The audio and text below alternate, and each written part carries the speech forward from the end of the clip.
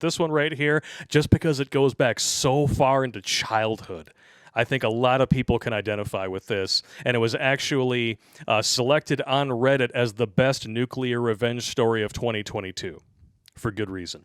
It's called, and I used this title earlier when I was warming you guys up, Karma Generates Interest Over Time. In the 3rd grade, I was an awkward kid, had a mean drunk father, struggled to fit in and make friends, bullied and shunned by others. One of my classmates, let's call him Derek, who regularly partook in bullying me, showed me kindness just one day. Being deprived of kindness or attention so regularly, I was putty in his hands. He hanged out with me during recess when I was usually alone. We laughed and talked about girls we like. He even apologized for being an a-hole to me.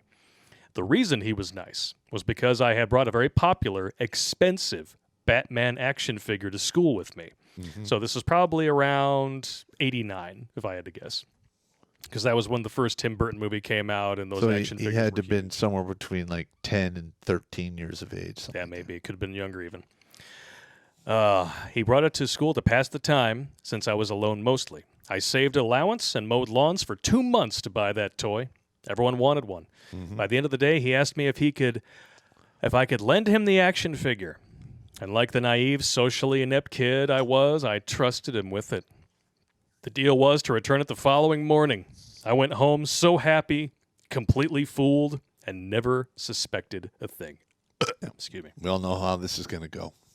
The following day, he completely ignored me. And when I tried to talk to him, he acted like I was crazy. When I asked him to return the action figure, he simply said, "You never gave me any Batman. Maybe you imagined it." Oh, yeah. And when I persisted, he threatened to beat my ass. When I complained to my teacher, I was told that it was my own fault for bringing toys to school. I was afraid that they would involve my father, so I dropped it. I couldn't let my father know, or I'd be called a pussy and have my ass beaten punished for the next 2 weeks.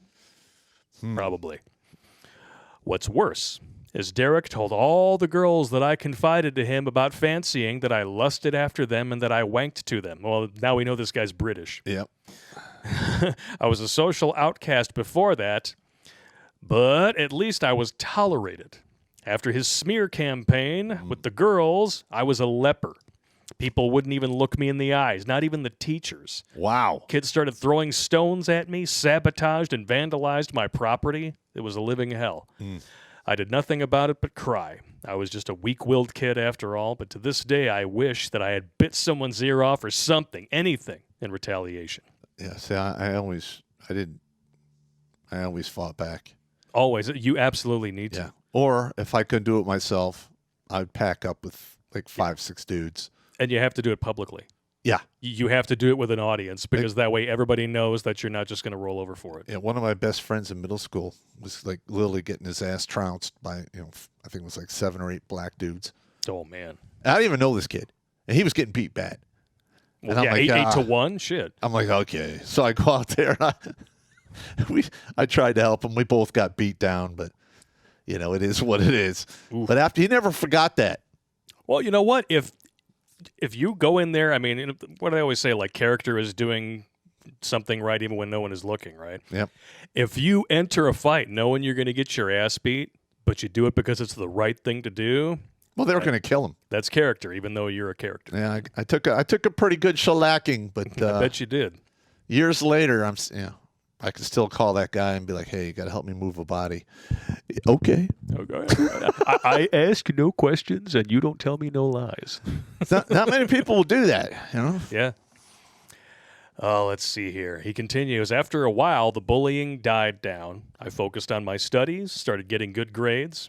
Derek started talking to me again, but I ignored him completely. Good. Sometimes he would repeat, "Why are you being such a baby? You didn't give me anything. You imagined it." Oh, no.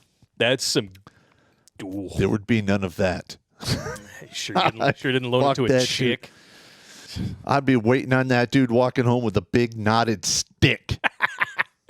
Oh, man. By the end of the year, we moved houses, and I transferred to another school not far away. Things were much better there. I finally had friends, and I was not as naive anymore, so I was not as easily targeted. That's why we need bullies. But I was still mostly me, and I still got picked on now and then. Everyone does. Yeah, I did too. So did I. Over the years, I became somewhat of a delinquent, and in high school, I got into regular fights. I may have been overcompensating for the lack of a spine I had in my younger years. Could be. That happens too. I bartended in nightclubs, hotels, cruise liners in my early 20s. This helped me to be a lot more socially adept and to understand social dynamics and human nature. I finished trade school, qualified as an electrician, and later as a plumber. Nice. You can write your own ticket if you can do both. Yeah. Oh, my God. I know, water and electricity, but believe it or not, I thought it was ingenious at the time. As long as you don't try to do both jobs at the same time, you should be okay. Yeah, you shouldn't fuck with electricity underwater. I started my own business, developed a reputation for excellent workmanship in my local area, and I did well for myself. When I was 29, I'm 36 now, so he's actually younger than me. I received a call out at 2 a.m. for a flooding emergency at a local residence. When I got there, the place was a mess. Water was jetting out of a burst pipe and electrical equipment was shorted. It was highly dangerous. Yep. The living room floor was caved in due to a sinkhole. I was met by the wife, let's call her Jane, hysterical and beside herself. Well, yeah, if a giant fucking sinkhole opened up in the middle of my house. Why are you still in the house? I'd be a little hysterical. You need to get the fuck out of the house. No shit. Oh. She thought somehow that she was responsible, which I found odd, and I assured her it couldn't possibly be her fault. He arrived not 5 minutes later. His demeanor was irate. He didn't greet or shake my hand when I offered, and I recognized him immediately. Derek, from all those years ago.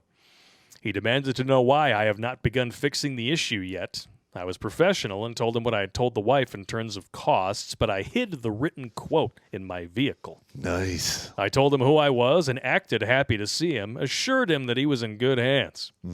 After a while of arguing with his wife, he seemed to calm down and joked around with me.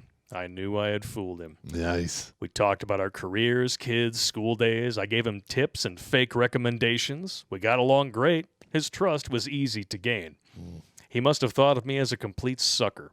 I assured him he was in good hands and this would be fixed in no time. I was careful not to start any actual work on the property because doing the smallest thing would make me responsible for the whole all thing. of it. Yep. Derek left an hour or so later and his wife stayed behind. I started my revenge. Oh, no. You can already kind of see where this is going, but it's better than you could possibly imagine. When I was doing my assessment, I noticed that most of the building did not comply with regs and did not adhere to the registered and approved plans. There were multiple safety hazards, and all plumbing and electrical work were completed by unqualified, uncertified people in an attempt to save money. Also, the pipe in question had been leaking for a few weeks at least, getting worse by the day and finally causing disaster, which means their water bill would be astronomical at the end of the month unless a qualified plumber endorsed a rebate with the municipality. That's got to be an English thing. Yeah. Or maybe Australia. Yeah, maybe.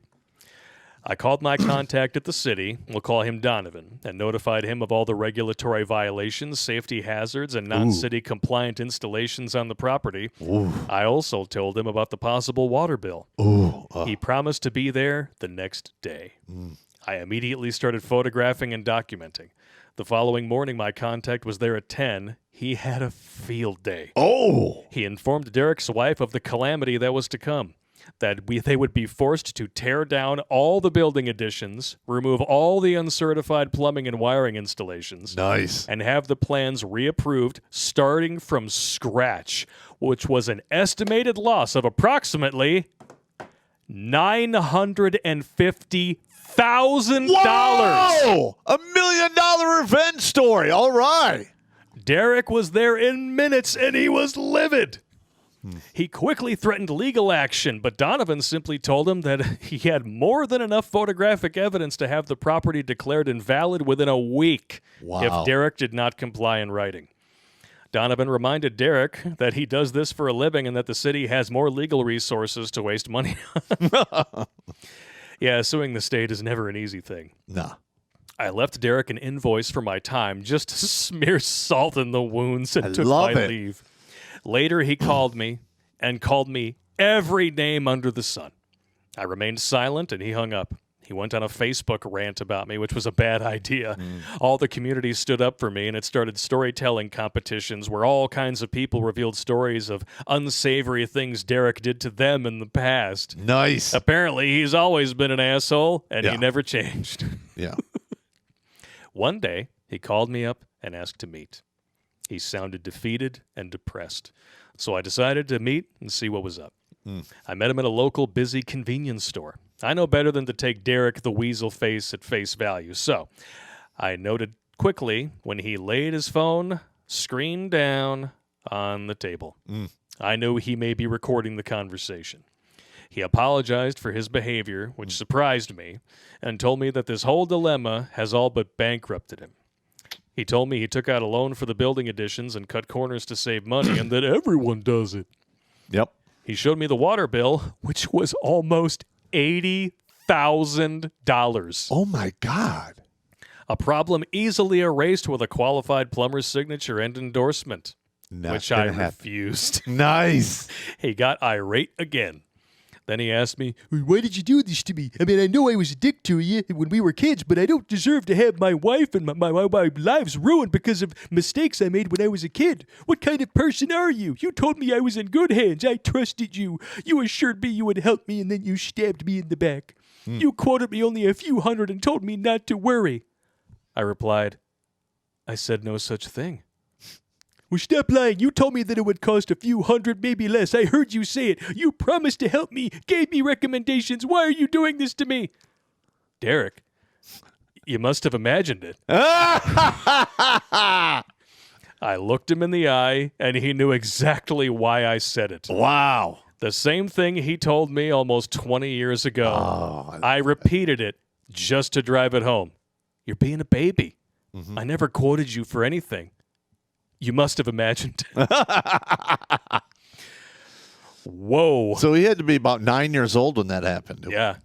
He knew that I was destroying him financially because of a Batman action figure he stole from me 20 years ago. Interest, baby. I could see it in his eyes, but he couldn't bring himself to say it. His expression was a mixture of astonishment and disgust. I looked him dead in the eyes for a few seconds for effect, got up, and left. Nice. I slept like a baby that night and had a goofy smile all week after. He tried calling me a few times, but I sent him a text stating that further harassment will be met with legal action. Nice. Derek, you know what your real name is and what mine is. If in the future you read this and realize how I screwed you over, remember how costly that little Batman action figure was to you after years of accumulated interest and karma. The look of despair on your face when you realize why you are ruined was delicious. I cackled maniacally on the drive home from that convenience store because it was time for you to pay the piper. And if you think that this will help you legally, go ahead and try. It won't. So don't waste your time. Or if you do, waste as much time and money as you want. I welcome being even more of a financial inconvenience to your life. Fuck you. Nice. Oh. All right. Hey, I've told the story in the past myself, but when I moved from Oak Park to Berkeley, there was this guy there. I'm not going to use his whole name. He went by the name of John. Okay. Burnout. You know, he was just a raging asshole. And it was me and two of my other buddies. And John walks up and goes to one of my buddies. He goes, "Give me your bike." And I'm like, "Don't give me your bike. Fuck that guy. Give me your bike." So he literally like slaps my buddy in the face, What? takes his bike, rides it, and we thought maybe he would just dump it somewhere. He rolled it into traffic, so it got totaled. And he did similar things. He tried to do similar things to me, and they picked on me savagely. Years later, you know, I'm in my early 30s, and my sister, one of her kids, is getting just picked on mercilessly by a kid who had the same last name as John. And they were going to go to meet the principal and talk the whole thing out. I heard her telling it to my mother, so I got in my car and I waited in the parking lot behind the middle school. And I watched them leave, and I see John and his like 11, 12-year-old kid, you know, because they're in 8th grade, you know, comes out the building, and I get out and I walk right up to him and I'm like, "Hey, John, your kid is picking on my nephew pretty savagely." And it was a bad beating. I mean, we're talking eye swelled shut. I mean, this wasn't like slap around kind of stuff. Okay. And he looks me in the eye and he goes, well, boys will be boys. He didn't even finish the sentence. I literally knocked him out cold. He just went, tsh, and his son is standing with this look of horror in his face. And I go, in 6 short years, that's going to be you. I thought I was going to prison. I got my car. I left. I was expecting to get a call from the cops like, hey, can you come down? We got a warrant for your arrest. Because I would go turn myself in because I'm not like a fugitive. But it never happened. I guess he decided to take his ass beating. And, and his kid never, ever said anything to any member of my family ever again. Nice. Gotta love revenge. It's just so much fun. And you know what? And I didn't even plan to hit him. I wasn't even mad. It was just like all of a sudden, bad pop's like, all right, evil pop's like, get out of the seat. Evil pops out of the box. all right, you can take over now. And then in the back, evil pop's like, now wasn't that satisfying? And I'm like, yes, it was. Watch Grunt Speak live every Tuesday and Thursday at 8 p.m. Eastern. And if you want to join Pop for Supporter Sundays, go to redonkulous.com/donate and make a monthly pledge. A link is in the Meat Caser box.